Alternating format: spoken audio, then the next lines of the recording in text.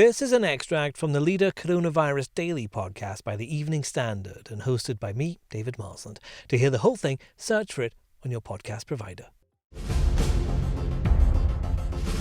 My message is, let's not blow it now, folks. We've done a fantastic job so far in bearing down on this disease collectively. Let's not blow it now. Prime Minister Boris Johnson told LBC the country is in good shape to reopen as the country's pubs and restaurants prepare for a so-called Super Saturday. In the capital, the streets will come alive with groups of friends and family who haven't seen each other in 3 long months. And it's likely this milestone will be a big celebration. Emergency services say they're preparing for a night that could be as big as New Year's Eve.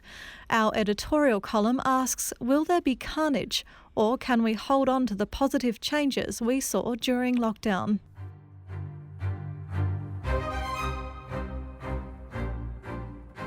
Has lockdown changed us for the better or for the worse? On the one hand, it revealed a London that is compassionate and community-minded. On the other, it has unleashed a spate of loud, drunken, antisocial behaviour. In recent weeks, the city's parks have been covered with litter, much social distancing advice chucked out the window.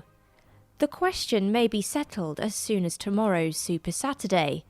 That will be a reward for months of abstemiousness in lockdown. It will also be an opportunity for irresponsible behaviour that could undo the good work by triggering a second spike. Londoners should not throw it all away. There is a fragile truce with the virus right now, with our economy and many businesses hanging in the balance. Mayor of London, Sadiq Khan, says this is an exciting moment we've all been waiting for, but we cannot forget that the threat of COVID-19 is still very real, and we will still need to respect social distancing. He joins me now.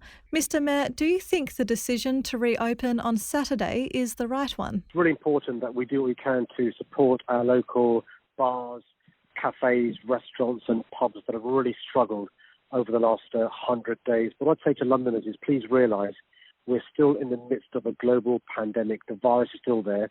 So, shop locally and do it in a way that's calm, that's respectful and that's safe. So if I was in charge nationally, I would have done it on a Saturday, but we are. The key thing is to remember this isn't New Year's Eve. This isn't a Super Saturday. Yes, support local businesses, but do it in a way that's safe, that's calm and that's respectful. There's been some silver lining to come out of the lockdown in terms of lower pollution. People are taking up cycling, but we have seen some negative impacts, particularly as it eases. How can London come out of lockdown and hold on to those positive changes that we've seen? We've lost as a city more than 8,000 fellow Londoners because of this awful pandemic, and our thoughts are with their families and their friends at this difficult time. But actually there are, and I feel awful saying this, but there are some silver linings and some opportunities.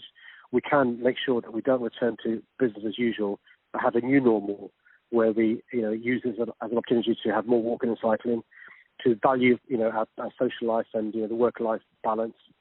Think about some of the things that we have been doing before the pandemic, whether we should still carry on doing those going forward. I'm really keen to make sure that we learn the right lessons going forward, but also I realise that actually it's been a huge hardship financially to people.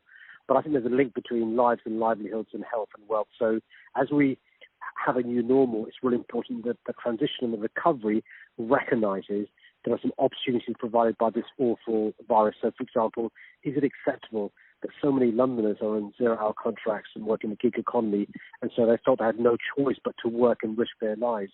Is it right that the numbers of disproportionate Londoners, disproportionality in relation to Black, Asian, minority ethnic Londoners who've been affected by COVID-19, the deprivation, the poverty that's linked with some of them losing their lives. And so as we come out of this lockdown, there's an opportunity for us to address some of the unfairnesses that have been that have had a spotlight shone upon them by COVID-19. People are going to be eager and excitable, seeing their mates and going to the pub in the first time in months.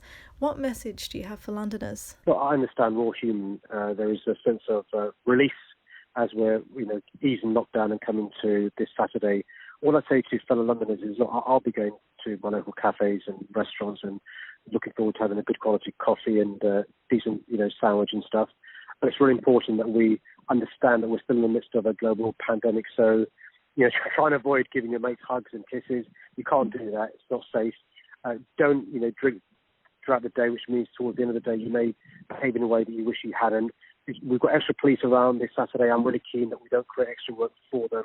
So please remember, we're in the midst of a global pandemic. What none of us wants to do in 2 weeks' time is talking about a spike caused by people this Saturday not respecting the rules of social distancing and not inadvertently leading to the virus spreading. For the Mayor's full letter to Londoners, pick up today's edition of the Evening Standard or head to standard.co.uk.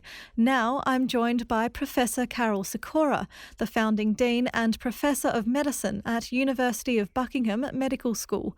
Professor Sikora, what happens if social distancing isn't followed on Saturday? It increases the chance of infection. So the two things that do this are the closeness you are to someone and the time you spend close to them. And obviously any touching, any contact from the air droplets that you spit out. So if you start shouting, if you start singing, if you start coughing, all these things contribute to an increased rate of infection. And there's no doubt that will increase in the relaxed environment of people having a good time in a bar, and therefore more people come out that bar infected. I think what we'll see tomorrow is more of the return to the old days, the celebration of returning to the old days. It's too early to actually celebrate the end of the pandemic now. Maybe in 2 or 3 months, if all goes well, we'll be able to do that.